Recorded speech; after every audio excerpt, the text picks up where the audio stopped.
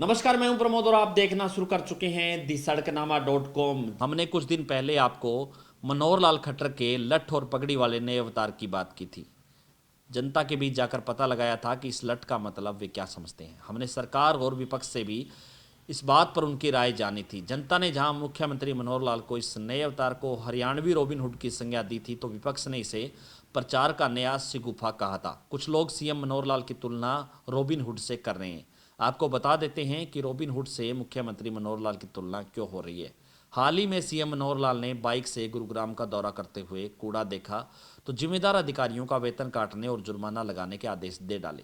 पिछले दिनों मनोहर लाल ने हिसार के सिविल अस्पताल और पुलिस चौकी में भी निरीक्षण किया था और दोनों की नीति बिल्कुल अलग है। अब हम आपको बता देते हैं कि रॉबिन की नीति अमीरों को लूटकर गरीबों को बांटने की थी, जबकि मनोहर लाल की डिजिटल प्रणाली को बढ़ावा देकर वर्षों से पैर जमाकर बैठे चोरों के वंश वृक्ष की जड़ों में मट्ठा डालकर जरूरतमंदों को उनका हक पहुंचाने का काम कर रहे हैं। हमारी पड़ताल में बड़ी संख्या में हरियाणा के लोगों का ये कहना था कि सरकार ने योजनाओं का लाभ उन तक पहुंचाया है और समय पर उनको सुविधाएं भी मिली हैं। जनता की कुछ शिकायतें भी थी, लेकिन मोटे तौर पर उनका मानना था कि सरकार में ईमानदारी और काम करने का जज्बा भी है। इस बीच हमने भूपेंद्र सिंह हुड्डा का एक बयान देखने को मिलता है और उन्होंने कहा कि भाजपा की मनोहर लाल सरकार है वो पोर्टल की सरकार है और उन्होंने इसका मजाक भी उड़ाया। हमने सोचा कि भला पोर्टल सरकार क्या बला है। इसके बारे में जब जानकारी हासिल की तो हम जा पहुंचे हरियाणा के एक कांग्रेसी नेता के पास और उनसे पूछ बैठे कि हुड्डा साहब के कहने का अर्थ क्या है। वो क्यों ये कह रहे हैं कि हमारी सरकार आ जाएगी तो हम ये पोर्टल बंद कर देंगे। कांग्रेसी नेता ने कहा कि सरकार की बुराई शुरू कर दी उन्होंने और कहा कि सरकार में काम नहीं हो रहा है, हमारी बात कोई सुन नहीं रहा है, सब काम के लिए पोर्टल पोर्टल, हम लोगों के लिए कुछ बचा ही नहीं है। अच्छा, अब समझ में आया कि धीरे धीरे कि पोर्टल सरकार है वो क्या बला है। हमने तय किया कि इस बार किसी भाजपा वाले नेता से प्रसन्न नहीं करेंगे, क्योंकि वो तो इसका घिसा पिटा जवाब उत्तर दे ही देंगे और सरकार की वाहवाही करेंगे। इसलिए हम पहुंचे एक वरिष्ठ अधिकारी के पास और उससे पूछा हमने कि ये पोर्टल सरकार है, इसका मतलब क्या है। और वो अधिकारी हैं, वो इस चूँकि सरकारी योजनाओं को क्रियान्वयन करने का काम कर रहे थे। उन्होंने कहा कि जब ये योजना शुरू की गई थी, पोर्टल शुरू किया गया था, तो शुरुआती दौर पे हमें भी कुछ अजीब लग रहा था। हम सोच रहे थे कि क्या फालतू का चक्कर है, इतना काम पहले ही पड़ा है, वो क्या का कम सर दर्द था जो एक नया और आ गया। अब इसको मेंटेन कैसे करो, डाटा मेंटेन करो। और जैसे जैसे हमने इस पे काम शुरू करना शुरू किया तो तमाम योजनाएं हैं वो इस पे जो है सेट हो गई। और ये कह सकते हैं कि हम जैसे ईमानदार अधिकारी पहले काफ़ी जो है नरक सी स्थिति बन गई थी, क्योंकि काम हम करते थे और मलाई है वो कोई और खा जाता था। कामों का कोई लेखा जोखा नहीं था, हिसाब किताब नहीं था, जिम्मेदारी तक नहीं थी। नेता से लेकर के कुछ सरकार के लोग भी भ्रष्टाचार का खुल्लम खुल्ला खेल करते थे। पोर्टल आ जाने के बाद भ्रष्टाचार पर काफ़ी हद तक लगाम लगी है और योजनाओं का लाभ भी आम जन तक पहुंचा है। फिर हमने सरकारी योजनाओं की जानकारी रखने वाले एक वरिष्ठ समाज सेवी से पूछा, हमने सुना है आज सरकारी योजनाओं की डिलीवरी के लिए पोर्टल का प्रयोग होने लगा है, इससे आम जनता को कुछ फ़ायदा भी मिल रहा है या नहीं मिल रहा। उन्होंने कहा कि देखिए ये तो बहुत अच्छा हो गया, सरकार जनता है वो अब दर दर नहीं भटक रही है, किसी के आगे हाथ पांव नहीं जोड़ने पड़ते, किसी नेता अधिकारी का फ़ोन नहीं करवाना पड़ता, किसी के चक्कर में नहीं पड़ना पड़ता। लोग घर बैठे सरकारी सुविधाओं का लाभ उठाने लग गए हैं। हर सरकारी योजनाओं का जो लोगों को जो काम है वो आसानी से हो रहा है। अब कुछ भी नहीं करना, बस लोगों को ऑनलाइन पोर्टल पे अपना जो है काम है उसके बारे में डिटेल्स भरनी है। भ्रष्टाचार कम हुआ है वो अलग है, ट्रांसफ़र पोस्टिंग का खेल जो है वो भी रुका है, सरकारी नौकरियों में अपॉइंटमेंट से भी कमीशन खोरी ख़त्म हुई है वो अलग है। तो जनता की तो बल्ले बल्ले हो गई है, ये बात जो है आम चर्चा है।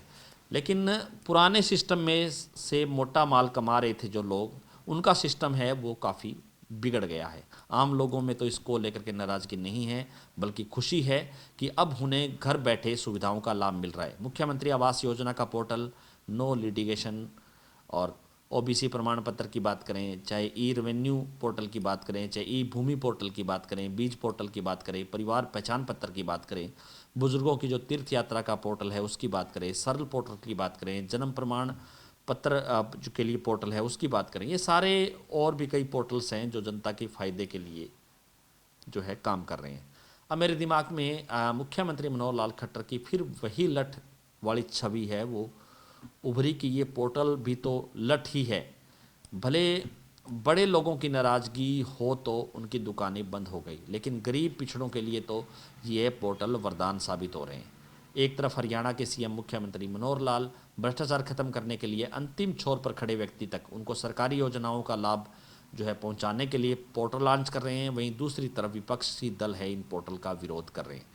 विपक्ष अभी से कह रहा है कि उनकी सरकार आने पर पोर्टल को बंद किया जाएगा। जहां आज एक और चांद पर लैंडिंग के लिए धरती से कंट्रोल किया जा रहा है, वहाँ हम क्यों ना हाई टेक हों ताकि आम जनता को उसका लाभ मिले। फरीदाबाद से सटा हुआ हब है गुड़गांव, जहाँ बैठकर हरियाणा के युवा न केवल दुनिया भर के देशों में इस्तेमाल होने वाले सॉफ्टवेयर बनाते हैं, बल्कि दुनिया भर की बैंकिंग प्रणाली को भी नियंत्रण कर रहे हैं। अब आप ही बताइए कि साइबर सिटी हरियाणा में तो ये हो ही रहा है, हरियाणा साइबर स्टेट क्यों नहीं बन सकता। सीएम मनोहर लाल भी हरियाणा को साइबर स्टेट बनाने की दिशा में काम कर रहे हैं। ये पोर्टल भी उभरते हरियाणा की पहचान बनने लग गया है।